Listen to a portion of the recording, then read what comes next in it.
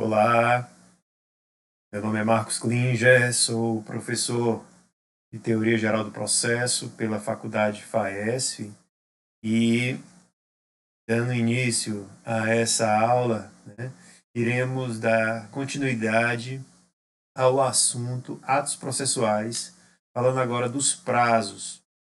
Então, é um tema bastante interessante, deve ser estudado aqui na Teoria Geral do Processo, para que vocês possam conhecer alguns conceitos, alguns pontos que são bastante importantes sobre prazos processuais, algumas classificações, o conceito realmente de prazos processuais, algumas pinceladas que são necessárias, pois estão dentro do tema, atos processuais relacionados a contagens de prazos, termos, prazos dilatórios, prazos peremptórios, enfim.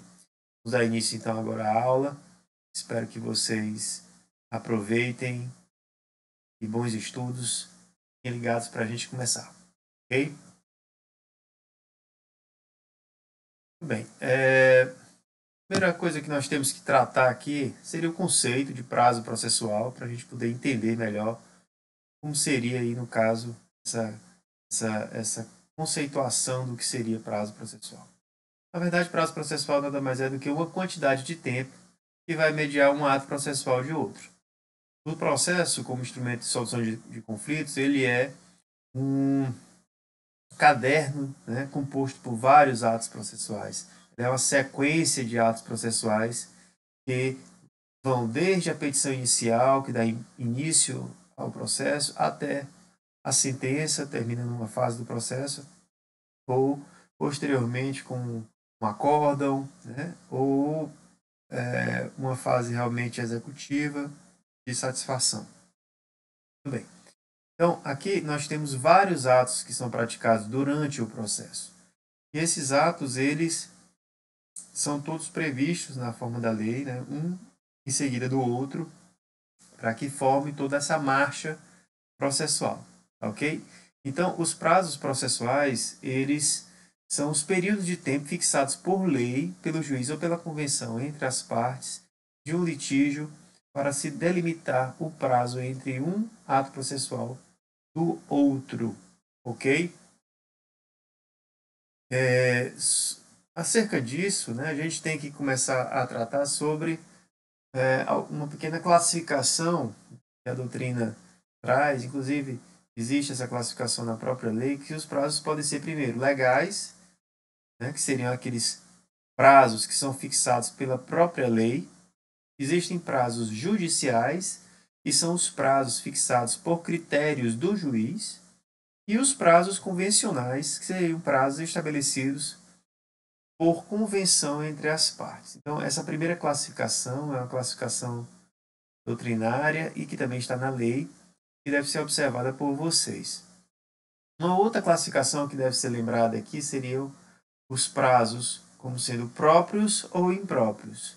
A nomenclatura é dada para dizer o seguinte, que os prazos próprios seriam aqueles prazos que, se perdido ou desrespeitado o prazo, isso geraria uma punição no processo, uma perda de uma faculdade processual.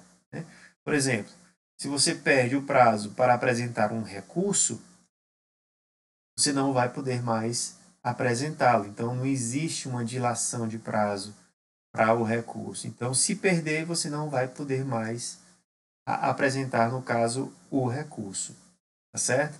Então, esse seria o prazo próprio. Já o prazo impróprio são os prazos em que não existe nenhuma punição, caso seja desrespeitado, não ocorrendo, por isso, a preclusão. Esses prazos impróprios, eles são mais direcionados aos atos do juiz. Nós vimos que o juiz e as partes praticam atos processuais durante todo o processo. Então, os prazos impróprios, eles são direcionados mais para o juiz, para o juiz. Inclusive, o artigo 227 do CPC especifica que, em qualquer grau de jurisdição, havendo motivo justificado, pode o juiz exceder por igual tempo os prazos a que a lei a que ele está submetido. Nós vimos lá que ele tem alguns prazos para despachar, para decidir e para julgar. Né? E caso ele venha a perder algum desses prazos, se não houver um motivo justificado, ele não vai deixar de praticar o ato processual. Ele tem que praticar o ato processual. O juiz não pode deixar de sentenciar, por exemplo, sob a negativa de que o prazo seria peremptório, né? Não poderia mais ser praticado. Não, ele tem que sentenciar. Então, por isso que o prazo é impróprio. Isso pode gerar, obviamente, uma responsabilidade pelo juiz, do juiz, né, a nível de corregedoria, mas isso já seria a nível administrativo. Okay? A nível do processo, o prazo em si ele seria impróprio. Então vamos dar seguimento. Então os prazos próprios seriam mais relacionados a atos da parte, atos processuais praticados pelas partes. E os impróprios como sendo do juiz. Ok? Tudo bem. Então, para abrir um parêntese para tratar disso, a gente deve explicar o que seria preclusão. Né? Então, preclusão é um instituto do direito processual civil em que ocorre a perda de uma faculdade processual, ou seja, da oportunidade de manifestação ou prática de um ato no decorrer do processo. Então, a preclusão seria justamente isso, a perda da faculdade processual, ou seja, da oportunidade de manifestação ou da prática do ato. Então, ocorrendo a preclusão, a parte não vai mais poder praticar aquele ato processual. Ok? Então, prevista no novo Código de Processo Civil, ela é usualmente classificada em lógica, consumativa, temporal e pró-judicato. A pró-judicato seria uma preclusão relacionada a atos judiciais. Mas vamos lá. A preclusão consumativa, pelo seu próprio nome, indica a consumação de uma condição. Ou seja, decorre da prática de um ato, o próprio ato sobre o qual recai a preclusão. Se você apresenta alegações finais, não pode apresentá-las novamente, ainda que esteja dentro do prazo legal. Da mesma forma, se você apresenta o recurso, você não pode reapresentá-lo mesmo dentro do prazo legal. Ou seja, você já consumou o ato, você já praticou o ato, você não pode praticá-lo novamente. Então, essa seria a preclusão consumativa. A preclusão lógica seria, por sua vez, aquela decorrente da incompatibilidade entre atos processuais. Como o próprio nome revela, advém de um ato que, por sua natureza incompatível, pressupõe a abdicação da faculdade processual em cima da qual recai a preclusão. Por exemplo, o aceite de um ato é incompatível com o recurso. Por exemplo, se você aceita a sentença e renuncia ao prazo recursal, você não pode posteriormente vir a juízo e apresentar o recurso. Então, esse primeiro ato ele é incompatível com a apresentação do recurso. Ou seja, uma vez apresentado o aceite, uma vez apresentada a renúncia à apresentação de recurso, ocorre com isso a preclusão lógica. Certo? Temos também, talvez a mais comum, né, hipótese de preclusão, que seria a temporal, que seria o tipo mais comum, né, e mais nítido também no novo CPC. É, em geral, a preclusão que se configura no decorrer do prazo preclusivo. Certo?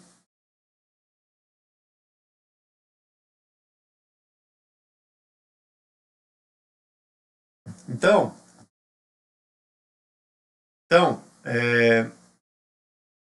seria o caso, né? No caso, seria aquela preclusão que se no decorrer do prazo preclusivo, ou seja, dentro do período previsto nos dispositivos, as partes ou terceiros, caso não pratiquem os atos, perderão dessa forma o direito de praticá-lo posteriormente. Por exemplo, o prazo para apresentar a resposta a inicial, no caso, apresentar a contestação dentro do processo, seria de 15 dias. Então, uma vez decorrido o prazo de 15 dias sem manifestação, ocorreria com isso a preclusão temporal. E por último, nós temos a preclusão pró-judicato, que seria o instituto aplicável aos atos processuais. Em suma, tem a ver com a questão do juiz não poder, por exemplo, reapreciar a matéria de mérito. Né? Uma vez sentenciado, ele dá por fim, né, a sua atividade jurisdicional naquele processo, não podendo reapreciar, salvo em algumas exceções, por exemplo, apresentado os embargos de declaração, ou há um evidente erro material, né? E o juiz possa, com isso, né, analisar o que foi já decidido. Né? Mas, de regra, os atos judiciais, uma vez praticados, por exemplo, a sentença apresentada, ele encerra a atividade jurisdicional e, com isso, ele não vai poder praticar um novo ato processual apresentando uma nova sentença. Ok? Então, vamos dar seguimento aos slides. Muito bem. Sobre contagem dos prazos, a gente tem que esclarecer para vocês, nobres alunos, que a contagem do prazo em dias estabelecido por lei ou pelo juiz computar-se-ão somente os dias úteis, ou seja, isso é uma inovação do Código de Processo Civil de 2015, que entrou em vigor em 2016, que dita que na contagem desses prazos em dias computar-se-ão somente os dias úteis. O Código de Processo Civil estabelece que sábados e domingos são considerados feriados, então os prazos nesses dias não são contados, ok? Uma observação é que essa forma de contagem apenas se aplica aos prazos processuais, ou seja, prazos de direito material não podem ser contados em dias úteis. Bom, então, essa contagem de prazos em dias úteis é apenas relacionados a prazos processuais. A gente pode lembrar aqui o exemplo do caso do mandado de segurança. O mandado de segurança tem um prazo de apresentação, né, de 120 dias, de ajuizamento do mandado de segurança, e 120 dias no caso da prática do ato coator, daquilo que que lesou o direito líquido e certo, enfim. Bom, esses 120 dias da lei é naturalmente um prazo de direito material, inclusive de decadência, né, do direito de apresentação dessa ação. Então, é um prazo também de direito material e não se confunde aqui com os prazos de direito processual. Então, com isso, essa contagem ela é em dias seguidos, consecutivos, ok? Uma outra observação que a gente tem que fazer, que está lá no 224, artigo 224 do CPC, é que, salvo disposição em contrário, os prazos serão contados excluindo o dia do começo e incluindo o do vencimento. Ou seja, se o ato praticado para fim de intimação, para a prática de um ato, ocorrer numa quarta-feira, né, o início da contagem do prazo para fim de cumprimento, né, daquela determinação, ela começa a partir da quinta. Né? Ela exclui o dia do começo e inclui o do vencimento. Tá bom? Outra observação é que os dias do começo e do vencimento do prazo serão protraídos para o primeiro dia útil seguinte, se coincidirem com o dia em que o expediente forense foi encerrado antes ou iniciado depois da hora normal, e houver indisponibilidade da comunicação eletrônica. Muito bem. Isso é o caso, por exemplo, que a gente lembra mais nítido, seria o da quarta-feira de cinzas. Né? Quarta-feira de cinzas, após o carnaval, funciona geralmente nos fóruns, no caso, o funcionamento dos fóruns seria em meio expediente, começa meio-dia, né? Muitas vezes termina. São 4 horas de expediente apenas na quarta-feira de cinzas, ou 5 horas, dependendo do tribunal. E por conta disso, seria o exemplo clássico, né? Uma vez que esse dia, né, da semana, que seria a quarta-feira de cinzas, por ser um expediente forense que se encerra antes ou se inicia depois da hora normal, ele não conta como prazo, como dia útil, ok?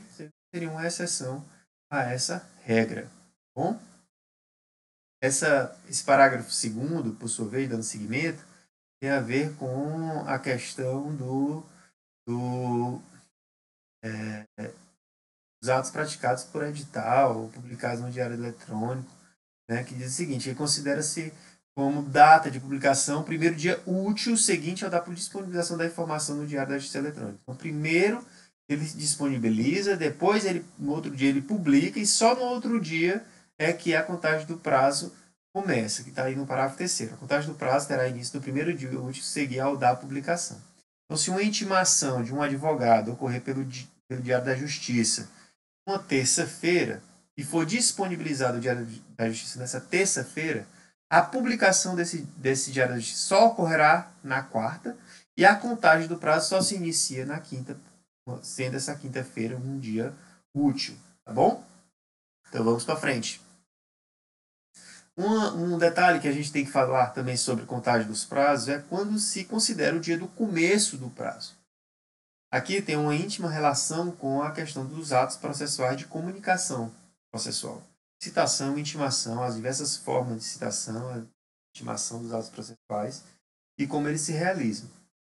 Então, basicamente, eu vou resumir aqui que os atos processuais, né, quando determinam a realização de algum ato, né, determina a prática de um ato, e com isso intima a parte para que venha a praticá-lo, esse dia do começo do prazo, ou seja, que ele estabeleça 10 dias para praticar certo ato, juntar um documento, enfim. Esse dia do começo, né, será determinado primeiramente pela data da juntada, né, podem ver a data da juntada aos autos do aviso de recebimento. Aí vocês vão ver o primeiro tipo de citação de intimação, que seria pelos correios. Então, se a citação ou a intimação for pelos correios, é expedida uma carta de citação ou uma carta de intimação com AR ou com aviso de recebimento. E esse aviso de recebimento, que é documento que a parte assina, né, a pessoa assina ao receber essa comunicação processual, esse documento é devolvido para o fórum para que seja juntado no processo. Então, no momento em que é feita a juntada, é que se começa a se considerar o dia do começo do prazo. Bom? A outra seria a data de juntada aos autos do mandado cumprido. Seria quando, no caso, a citação e intimação por oficial de justiça. De outra forma de citação e intimação, nós não vamos falar aqui, não é objeto dessa aula, falar sobre comunicação dos atos processuais, a gente está falando somente sobre os prazos dos atos processuais. A outra seria a data da ocorrência da citação da intimação, quando ela se der por ato do escrivão ou chefe de secretaria. Pode ocorrer, eventualmente, que a citação e intimação ocorra em balcão de secretaria. Ocorrendo isso, a data da ocorrência dessa citação ou dessa intimação, ela vai ser considerada como o dia do começo. O dia útil seguinte ao fim da dilação assinada pelo juiz, quando a citação ou a intimação for por edital, ou seja, se o prazo do edital for de 30 dias, né, o dia útil seguinte ao fim da dilação assinada pelo juiz, ou seja, depois de 30 dias, né, da publicação do edital, é que começa o prazo que foi estabelecido pelo ato do edital, ou seja, 30 dias do edital, mais 10 dias para cumprir o ato. Então, seria, no caso, aí, quase 40 dias, né, para poder praticar um ato. O dia útil seguinte à consulta ao teor da citação ou da intimação ou ao término do prazo para que a consulta se dê quando a citação ou a intimação for eletrônica, né? Então, essa questão da citação eletrônica, intimação eletrônica, ela hoje é possível e aí a contagem se dá pelo dia útil seguinte à consulta. Ele entrou no sistema, visualizou, né, aquele ato processual de citação ou de intimação por via eletrônica, aí seria o dia útil seguinte à consulta, né? Está lá registrado. A outra forma seria a data da juntada da comunicação de que trata o artigo 232 do CPC, ou não havendo esse, a data da juntada da carta aos autos de origem devidamente cumprida, quando a citação ou a intimação se realizar em cumprimento de carta. O artigo 232 ele trata das cartas precatórias, quando o juiz depreca, né, a realização de um ato processual para outro juízo, por exemplo, a inquirição de uma testemunha que reside em outra comarca, ele depreca, expedindo uma carta precatória para que seja cumprida nessa outra comarca. Então, uma vez devolvida a carta precatória, a data da juntada da carta precatória é que vai ser considerada como dia do começo. Prosseguindo seria a data da aplicação também, né, quando a intimação se der pelo Diário da Justiça, impresso ou eletrônico. E o dia da carga, quando a intimação se der por meio de retirada dos autos em carga do cartório da secretaria. Lembrando, o dia do começo não se conta, não se dá a contagem do prazo pelo dia do começo. A gente acabou de ver, né, no slide anterior que o dia do começo não se conta. Mas é considerado o dia do começo a data da juntada, a data da ocorrência da citação, quando em secretaria, o dia útil seguinte ao fim da dilação citada pelo juiz, quando a citação for por edital, o dia útil seguinte à consulta, quando for feito por via eletrônica, a juntada da carta precatória, a data da aplicação quando for o dia da justiça. Então, o dia do começo é a data da aplicação, mas o prazo só se inicia no dia útil seguinte, tá bom? Vamos lá, continuando, né? Nesse mesmo artigo, né? Diz o seguinte, no parágrafo 1º, quando houver mais de um réu, o dia do começo do prazo para contestar corresponderá à última das datas a que se refere os incisos 1 a 6 do caput. Ou seja, quando houver uma pluralidade de réus, de polo passivo, né, naquele processo, né, o prazo, o dia do começo do prazo só vai começar para contestar, veja bem, é para contestar, certo?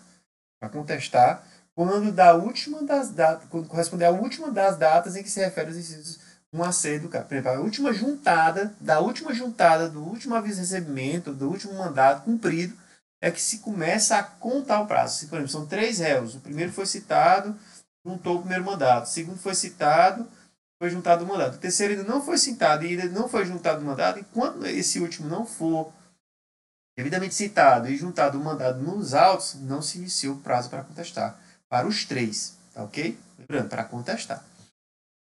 Havendo mais de um intimado, o prazo para cada um é contado individualmente. Aqui é diferente. A gente está vendo aqui a questão da intimação, quando for mais de uma intimação, individualmente para cada um. Ok? Quando o ato tiver de ser praticado diretamente pela parte ou por quem, de qualquer forma, participe do processo, sem a intermediação do representante judicial, o dia do começo do prazo para cumprimento da determinação judicial corresponderá à data em que se der a comunicação. Também bem simples, a letra da lei é bem direta. Parágrafo 4. Aplica-se o disposto no inciso 2 do caput à citação por hora certa. A citação por hora certa é uma citação prevista também no Código de Processo Civil, já é prevista desde o Código de 1973. É mais uma forma de citação, é utilizada quando o réu tenta se ocultar, né, e o oficial de justiça, que é feito pelo oficial de justiça, até a residência até 3 vezes, né, marca horário para ir e certifica isso nos autos, e caso ele verifique que está havendo uma ocultação, né, para que seja citado, ele certifique e dá por citação por hora certa. Mas isso aí, como eu falei, é um tema que vai ser estudado mais com profundidade nas aulas de processo civil. Vamos seguir.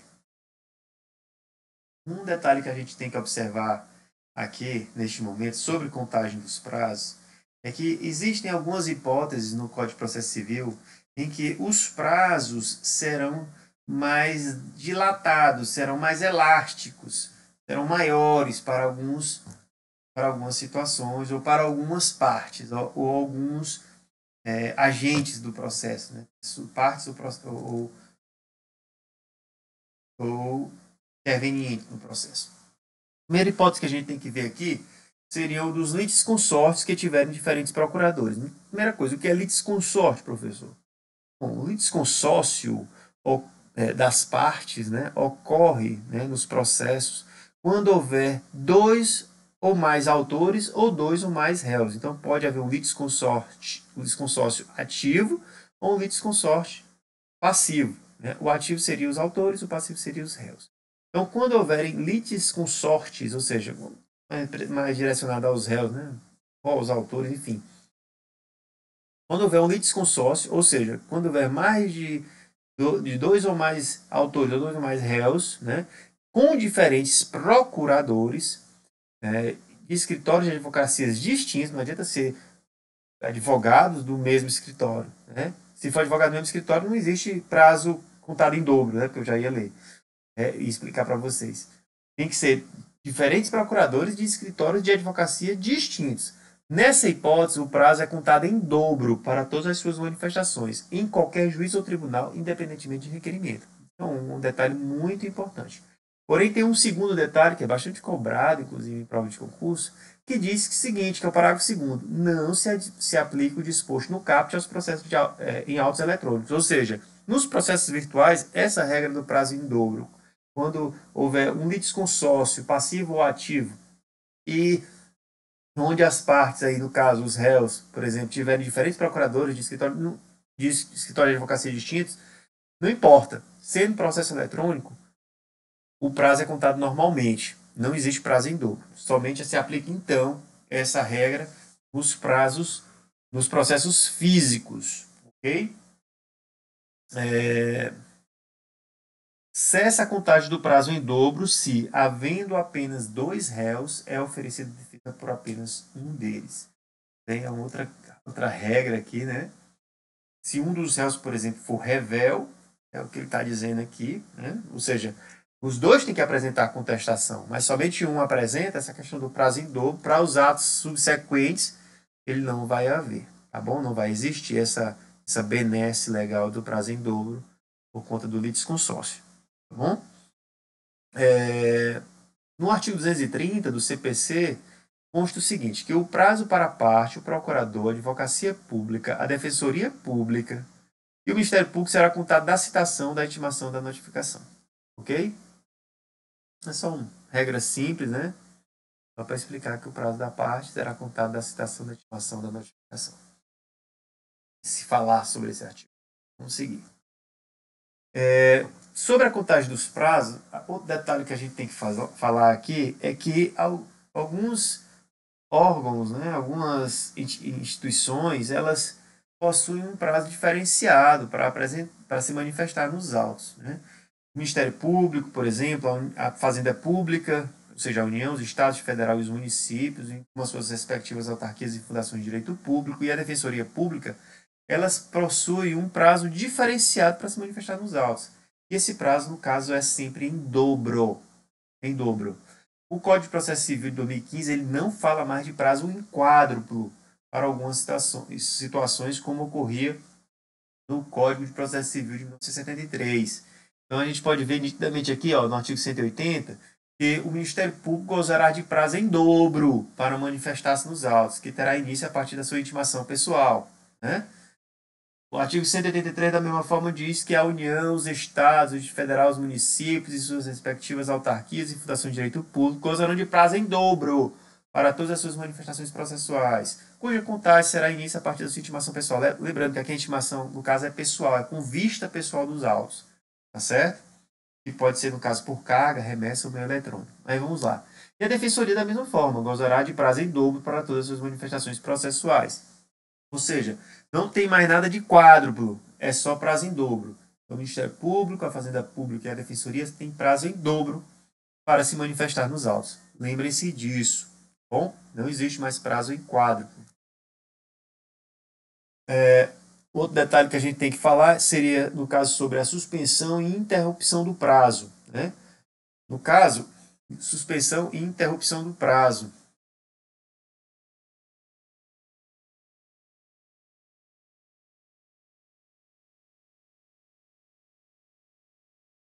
Sobre essa parte aqui de suspensão e interrupção do prazo, a gente tem que entender qual a diferença entre suspensão e interrupção. Né?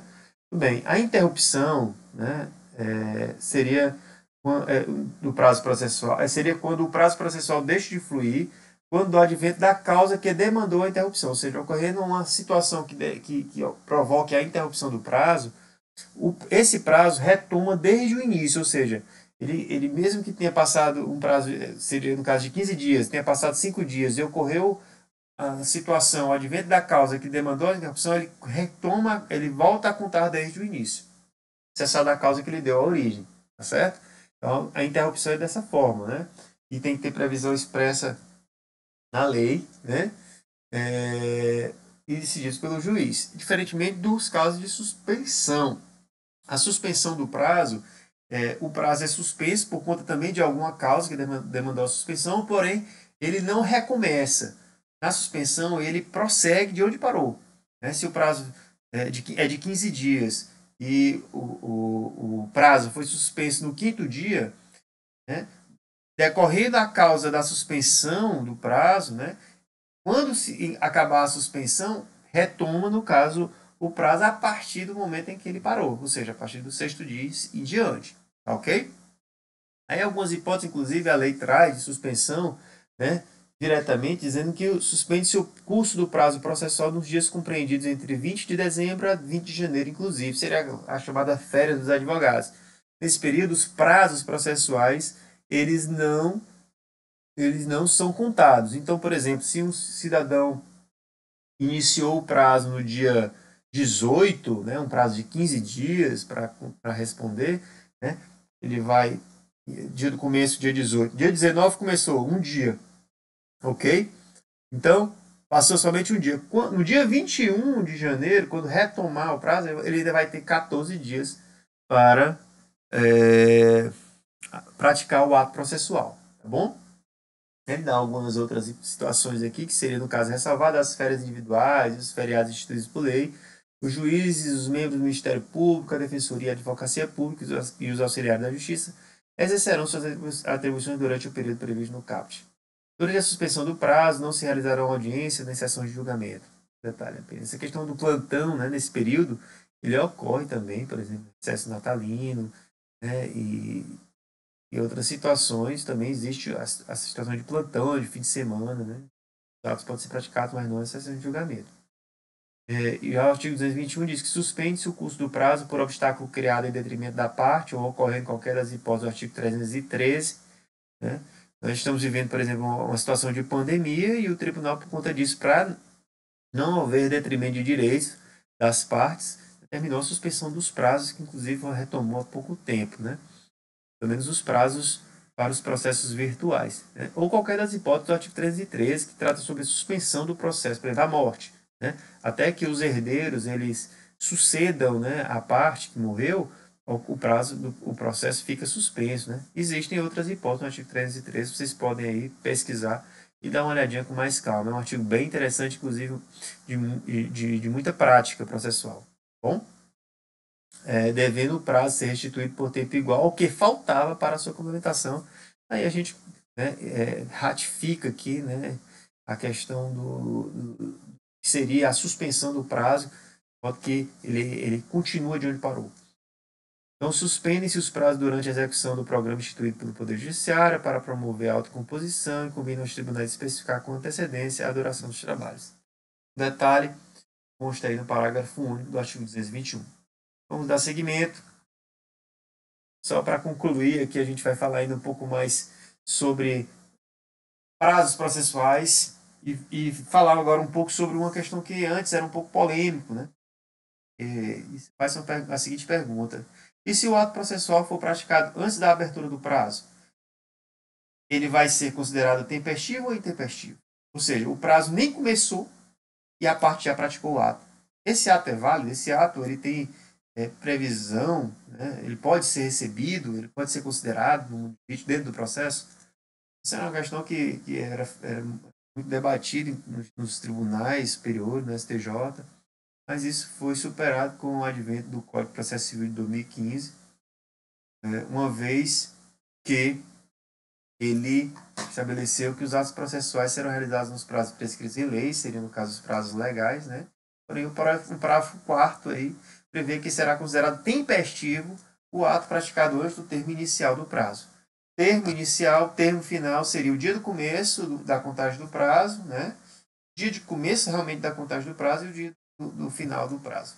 Lembrando que o dia do começo não se considera para fim de contagem do prazo, a gente já viu agora há pouco, tá bom?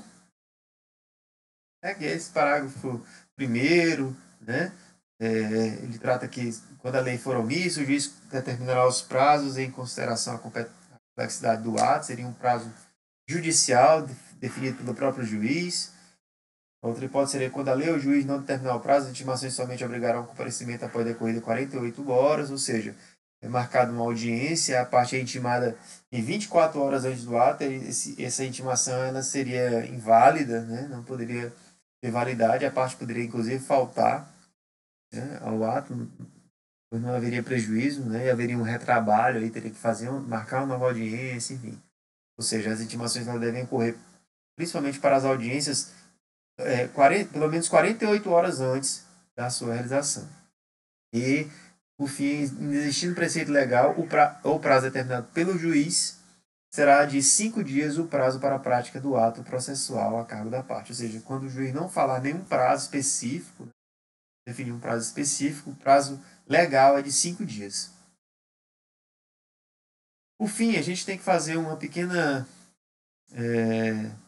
digressão sobre o que seria prazo dilatório e prazo peremptório. Então, prazo dilatório é o que, embora fixado na lei, admite ampliação pelo juiz, ou que, por convenção das partes, pode ser reduzido ou ampliado. Já o peremptório é o que a convenção das partes e, ordinariamente, o próprio juiz não podem alterar. Isso é uma situação do Teodoro Júnior. Né? Ou seja, prazos peremptórios são os prazos estabelecidos pela lei que não podem ser modificados pela vontade das partes ou por determinação judicial. Ou seja, decorreu o prazo, não praticou o prazo, ele não pode ser dilatado, ele não pode ser estendido.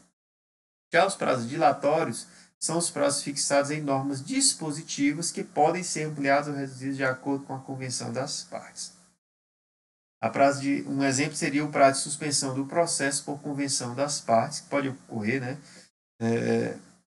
No artigo, como está no artigo 313.2 do CPC, as partes podem convencionar para que fique paralisado o processo durante um certo período de 6 meses, né? Para que eles possam resolver ou dar fim de outra maneira, extrajudicialmente, o processo pela autocomposição. Né? Mas existe essa previsão. Então, isso pode ser dilatado e esse prazo pode, inclusive, ser estendido. Tá bom? Tudo bem, pessoal. Pois essa foi a nossa aula sobre prazos processuais. Espero que tenham gostado e tenham aproveitado. E damos por fim, então, aqui nossas aulas sobre atos processuais. Ok? Forte abraço a todos e bons estudos.